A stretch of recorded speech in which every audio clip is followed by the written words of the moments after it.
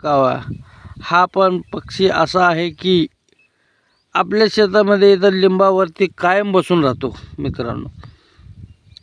त्याची पण टायमिंग आणि माझ्या डॉगीची पण टायमिंग एकच आहे मित्रांनो.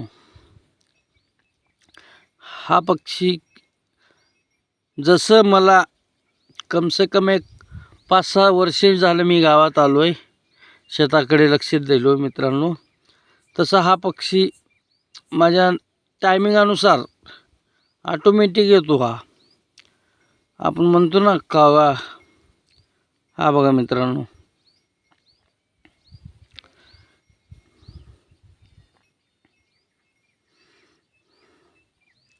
हा पण माझ्या डॉगीच्या सोबतच असतात मित्रांनो.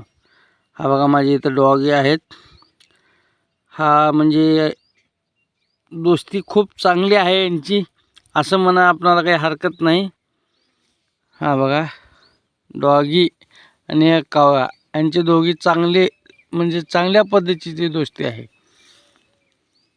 तुम्ही बघताय कावळा कुण्या पद्धतीने बसलो आणि हा बघा डॉगी कुण्या पद्धतीने बसतो. हा बघा हा खा हो का बघा मित्रांनो. चल का चल ओढ आता वरे झाडावरती जा. चल चल गेला बघा मित्रांनो. हो का तो कुठं जाणार नाही मित्रांनो, तो माझ्या झाडावरतीच बसून राहील.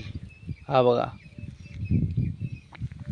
दिसतो का मित्रांनो. हा बघा लक्ष द्या मित्रांनो. हा बघा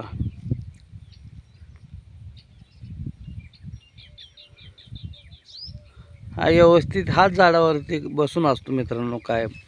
आणि माझे डॉगी जो आहे तो खालती राहतात. काय कुठे म्हणजे काही हे झालं तर कावळा आवाज देतो, तो डॉगी तुरंत आपल्या शेडपाशी येतात. असे आपल्या प्राण्याची जर हे सेवा केल्यानंतर आपल्याला काही तकलीफ होत नाही मित्रांनो. चला मी भेटतो पुढच्या व्हिडिओमध्ये आपणास सर्वांना. आपण आपल्या चॅनलवरती जर नवीन असाल मित्रांनो एक लाईक जरूर करा. बेल आयकनचं बटन दाबा मित्रांनो. तमाम माझ्या शेतकऱ्यांनो माझा मनापासून राम राम.